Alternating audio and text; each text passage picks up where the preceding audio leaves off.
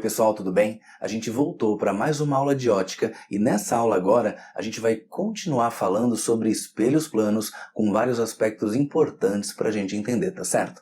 Vamos lá então, vamos começar. Agora vamos falar sobre a translação do espelho plano. Você viu que eu coloquei para vocês ali um espelho plano com rodinha. Então a ideia é a seguinte, de novo, vamos colocar uma pessoa na frente do espelho numa distância x, vai formar uma imagem dela lá para trás numa distância x para trás do espelho. Agora eu vou desenhar ali embaixo. Olha o que eu vou fazer. Translação é a gente mudar o espelho de posição. Mas espera aí, se eu mudar o espelho de posição, a imagem que eu tenho ali não vai ficar parada, ela vai mudar de posição também. Então o que vai acontecer ali é o seguinte, olha só, vou colocar de novo o espelho. Conforme o espelho se aproxima, olha lá, a imagem também vai se aproximar, certo? Então, o que a gente nota? A gente nota que o espelho, ele estava nessa posição aqui.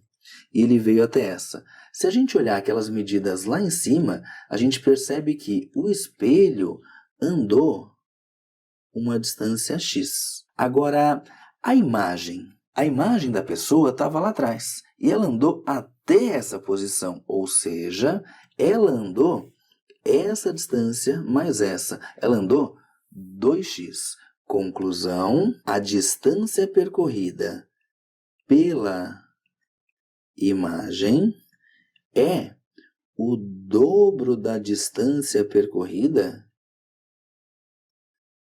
pelo espelho.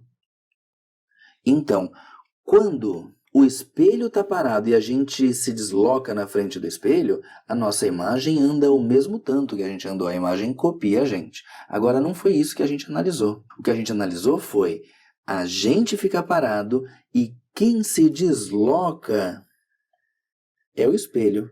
Então o espelho se deslocou e quando o espelho se deslocou, a imagem se deslocou o dobro dele, tudo bem? Agora olha só, eu quero lembrar com vocês de um conceito bem básico lá das aulas de cinemática. A gente aprendeu na cinemática que velocidade é distância pelo tempo. Aí olha só, em relação ao tempo, o que a gente percebeu aqui? Eu vou mostrar de novo ali a animação para vocês. Olha lá, o espelho começa a se deslocar, a imagem começa a se deslocar e os dois chegam juntos na pessoa. Então os tempos são iguais. Conclusão, olha só, como a distância que a imagem anda é o dobro, quer dizer que a velocidade da imagem vai ser o dobro da velocidade do espelho. Então vamos anotar essa informação aqui, ó. A velocidade da imagem é o dobro da velocidade do espelho. Daí, de repente, corre o risco de você perguntar, pô, Coelho, mas peraí, eu lembro que a gente aprendeu lá na aula passada que se a gente se mexe na frente do espelho, a imagem se mexe com a mesma velocidade. Realmente, está certíssimo isso aí. Mas não é sobre isso que a gente falou agora, né? Agora a gente falou sobre o espelho se deslocar.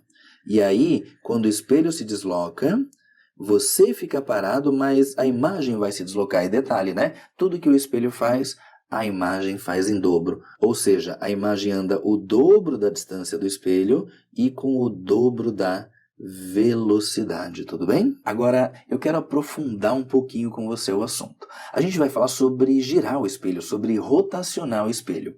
Só vamos relembrar um conceito? Eu tenho ali um espelho plano, por exemplo. Lembra dessa linha aqui? A gente chamava essa linha aqui de linha normal, tudo bem? Agora, olha o que eu vou fazer com o espelho. O que eu percebo daqui para cá? O ângulo, o alfa que o espelho girou foi 90 graus, concorda? Agora vamos desenhar a nova linha normal do espelho? Vou colocar para vocês aqui a nova linha normal. Vamos anotar então que aqui está a nossa linha normal. O que a gente percebe? Olha só, que o alfa da linha normal também foi 90 graus. Percebeu que o tanto que o espelho girou foi o mesmo tanto que a linha normal gira? Gente, mas isso é bastante óbvio, né? Por quê? Porque a normal, ela sempre faz um ângulo de 90 graus com o espelho. Então, se o espelho girar, a normal vai girar junto o mesmo tanto, tudo bem? Bom, a gente precisava dessa informação para entender certinho a rotação de espelho. Eu vou colocar para vocês ali um espelho plano e vou colocar a linha normal. Agora olha só, eu vou colocar um raio de luz incidindo no espelho exatamente sobre a normal. A gente sabe que a luz vem, bate no espelho e reflete, ou seja, ela volta. Nesse caso, quando ela chega perpendicular ao espelho, ela vai refletir perpendicular ao espelho, vai refletir lá para cima. Agora, o que eu vou fazer? Eu vou pegar e vou tirar o espelho dali, eu só vou deixar ele bem clarinho para você. A partir da hora que eu tiro o espelho dali, a luz não está mais refletindo nele, então eu vou colocar o espelho numa nova posição e vou tirar o raio refletido. Bom, essa luz que está vindo para baixo, ela vai vir e vai refletir ali no espelho de baixo. Detalhe, eu girei o espelho um ângulo alfa. A gente sabe que se o espelho gira, a normal vai girar também. E pelo que a gente acabou de falar, o mesmo ângulo que o espelho gira, a normal vai girar, então também vale alfa. Bom, vamos ver o que acontece com a luz? Como eu tirei o espelho da posição inicial, a luz vai vir, vai refletir no espelho e vai lá para o lado. Agora, lembra que a gente estudou que esse ângulo aqui é o meu ângulo de incidência? E esse ângulo aqui é o ângulo de reflexão? E aí a gente sabe que o ângulo de incidência é sempre igual ao de reflexão. Portanto, a gente pode dizer que se o ângulo de incidência é alfa, o de reflexão também é alfa, certo? Agora, olha só. Depois que eu girei o espelho, o raio refletido é esse aqui, tudo bem? Então é o raio refletido depois de girar o espelho. Antes de girar o espelho, o raio refletido era esse aqui, ó, é o que estava indo lá para cima.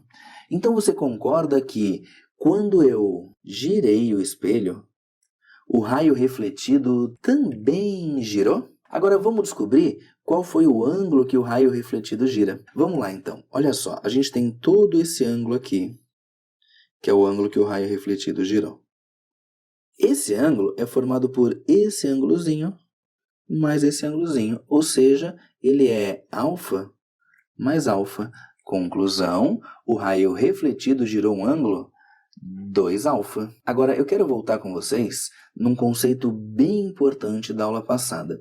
Esse raio de luz aqui, que é o raio refletido, tanto na primeira situação quanto na segunda, você concorda que é um raio que está saindo do espelho? E a gente aprendeu que raio de luz que sai de um sistema óptico, que sai de uma superfície, forma uma imagem. Raio que chega forma objeto, raio que sai forma imagem. Detalhe, o raio que sai, ele girou o dobro do espelho. Então eu vou anotar para vocês assim, ó, que o alfa do raio que forma imagem é igual ao dobro do alfa do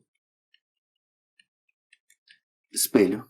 Tudo bem? Pessoal, então a ideia é a seguinte. Eu tinha visto com vocês agora há pouquinho na translação que quando o espelho anda, lembra? A distância que a imagem vai andar era o dobro da distância que o espelho andou. E a gente viu que a velocidade que a imagem vai se deslocar é o dobro da velocidade com a qual o espelho se desloca. Então olha que interessante, lá na translação, tudo que o espelho faz, a imagem faz em dobro. Aqui na rotação é a mesma coisa. Quando o espelho gira, a imagem gira o dobro. Tá certo? Como eu te falei, esse tema da rotação já é um tema de aprofundamento. Muita gente acaba nem aprendendo isso daqui, tá certo? E é realmente um pouco difícil de entender quando você vê pela primeira vez, mas eu gostaria sim que você fizesse, porque a gente está aqui para isso, para fazer a diferença para a nossa concorrência, tá certo? Agora, vamos conversar um pouquinho sobre associação de espelhos planos. O que é uma associação? É a gente pegar e colocar aqui dois espelhos e um objeto na frente deles. Por quê? Porque daí esse objeto vai gerar uma imagem em cada espelho. Só que essa imagem gerada vai estar na frente do espelho do lado. Então, essa imagem vai gerar uma outra imagem ali atrás. Da mesma forma que essa primeira imagem vai gerar uma outra. E assim por diante. Então, pessoal, quando a gente tem uma associação de espelhos, a gente vai ter a formação do número N imagens, certo? E aí, essa quantidade de imagens que vai ser formada vai estar relacionada com o ângulo que existe entre esses espelhos aqui, tá certo? Então vamos dar uma olhada como que funciona essa formação das imagens. A ideia é a seguinte, eu tenho ali dois espelhos, aonde existe um ângulo aqui entre eles, que eu vou chamar para vocês esse ângulo de alfa, tudo bem? Aí o que acontece? Eu tenho um objeto colocado aqui, tudo bem? E esse objeto vai fazer o quê? Ele vai gerar uma imagem em cada um dos espelhos. Então, nesse caso, na mesma distância aqui para trás, eu vou ter a formação de uma primeira imagem. Aí, olha só, no outro espelho, na mesma distância aqui para trás, eu vou ter a formação de mais uma imagem. Bom, agora se a gente olhar para o espelho de baixo, esse espelho aqui, olha só, essa imagem está na frente desse espelho. Então o que eu vou fazer? Eu vou trazer uma linha perpendicular ao espelho e detalhe, né? Na mesma distância que eu tenho aqui, lá para trás, eu vou ter a formação de mais uma imagem. A mesma coisa que essa imagem vai fazer ali atrás, e assim por diante. Agora tem uma informação importante, importantíssima. Lembra que a gente falou que se a gente levantar a mão direita na frente do espelho, as nossas imagens vão levantar a mão esquerda? Essa imagem era chamada enantiomorfa, que a gente falou, ou revertida, tudo bem? Agora você concorda comigo que essa imagem aqui está gerando uma outra imagem aqui atrás? Detalhe, como ela está levantando a mão esquerda, a próxima vai levantar a mão direita. E assim por diante. Então a gente vai ter formação de algumas imagens que são enantiomorfas e outras não enantiomorfas. Ou seja, uma sim, uma não.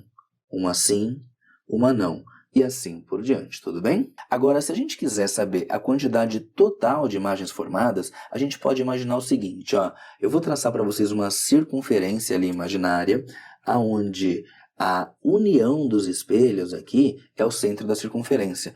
Então é como se essa circunferência fosse uma pizza, e eu vou cortar essa pizza em várias fatias iguais, sendo que cada fatia é esse pedacinho que eu estou marcando aqui para vocês, que é essa região que eu tenho na frente dos espelhos, tudo bem? Então dá uma olhada como é que vai ficar uma figura como essa. Dentro de cada fatia dessa, eu vou ter a formação de uma imagem. Então eu vou ter uma imagem formada aqui, uma aqui, uma aqui, uma aqui, e essas outras que eu já desenhei para vocês. Então nesse caso, o que eu tenho? Eu tenho o objeto e todos os outros são imagens formadas a partir desse objeto. Tudo bem? Então, o que eu fiz ali? Eu peguei a partir de um objeto, fiz a construção das várias imagens. Nesse caso, eu tive um objeto, então aí, 1, 2, 3, 4, 5, 6, 7 imagens, tudo bem? Agora, detalhe, vou desenhar de novo aqui ó, o objeto, vou chamar esse objeto de objeto 1, e vou dizer para vocês o quê? Que esse objeto 1 vai formar para a gente, então, várias imagens, no caso, as 7 imagens. Um detalhe importante, tá? Se eu tivesse mais um objeto aqui, esse objeto formaria também mais 7 imagens. E assim por diante. Então, se a gente quiser determinar o número de imagens formadas, que a gente vai usar a letra N para representar, a gente vai pegar esse ângulo todo de uma volta inteira, que é 360 graus, vai dividir. Olha só, para eu descobrir o número de partes, se eu souber esse ângulo aqui, que eu vou chamar de alfa, como são todos, entre aspas, pedaços de pizza iguais, eu vou dizer para vocês que todos os ângulos são logicamente iguais. Então, se eu pegar o 360 e dividir por alfa, eu vou ter o número de pedaços. Como eu quero descobrir o número de imagens, eu preciso descontar esse trecho aqui, porque aqui é onde eu tenho o objeto. Então, a fórmula é 360 sobre alfa menos 1. Pessoal, agora um detalhe importantíssimo, tá? Esse n é o número de imagens formadas para cada objeto, tudo bem? Por exemplo, nesse caso que eu desenhei para vocês, o ângulo alfa é igual a 45 graus.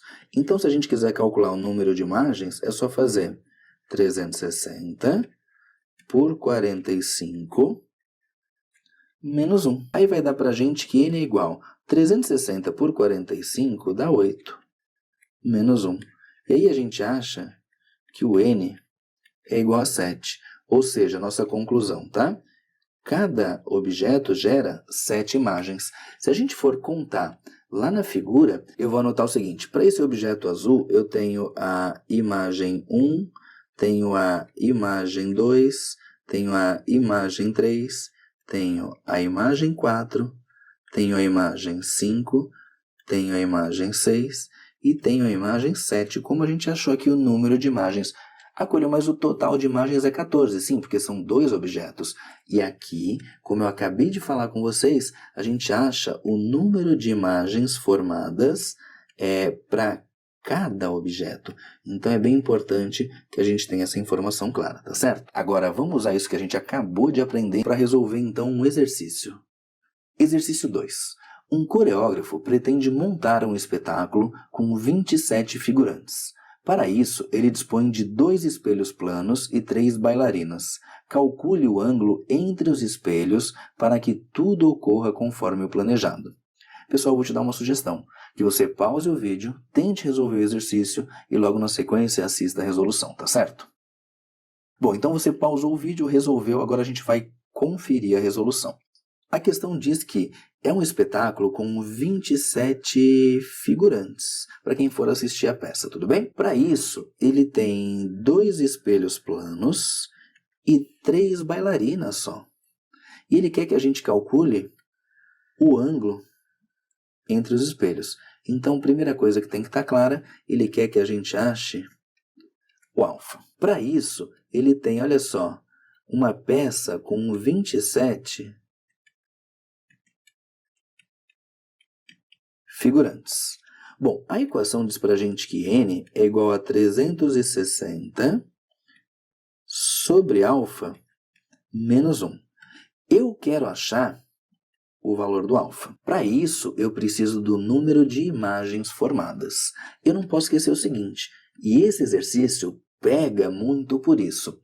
Você vai assistir uma peça, um espetáculo, onde são 27 figurantes, só que 3 são bailarinas de verdade. Então, se eu quero saber quantas imagens vão ser formadas, eu tenho que descontar as 3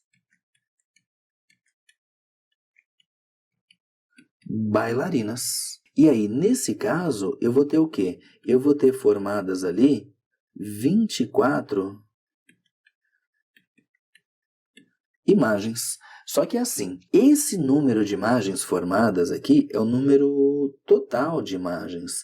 E lembra que a gente viu agora há pouquinho que esse n aqui é o número de imagens para cada objeto. Então, como são 3 bailarinas, o que eu tenho que fazer? Eu tenho que pegar esse 24 aqui e dividir por 3. Eu vou achar, então, que formam 8 imagens de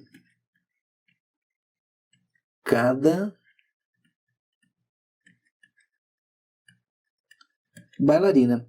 Agora sim, eu tenho o número de imagens formadas para cada objeto, tudo bem? E aí, com as 8 imagens de cada bailarina, eu vou ter ao todo 24 imagens. Mais as 3 bailarinas, eu vou ter sim o espetáculo como ele quer, que são 27 figurantes. Então vamos lá. Eu vou colocar no lugar do n 8 é igual a 360 sobre o alfa que eu quero achar, menos 1. Agora esse menos 1 vai lá para o outro lado, mais 1. Pessoal, vamos de cabeça direto, né? Mais 1 vai lá para o outro lado, 8 mais 1, 9, é igual a 360 sobre alfa. Aí o que a gente vai fazer agora? Vamos levar o alfa lá para cima multiplicando e o 9 aqui para baixo dividindo. Fica para a gente então que alfa é igual a 360 dividido por 9. E aí a gente chega que o ângulo entre os espelhos tem que ser de 40 graus. Essa é a resposta que a gente estava procurando, um exercício considerado difícil, e quando cai algo desse tipo, é um exercício que o índice de erro é bastante grande, tá certo? Pessoal, e com isso a gente encerra então mais uma aula de ótica, essa aula de espelhos planos. Você percebeu que os exercícios exigiram um pouquinho mais da gente, mas como eu falei antes, a gente está aqui para fazer a diferença para a nossa concorrência, tá certo? Tchau e até a próxima aula.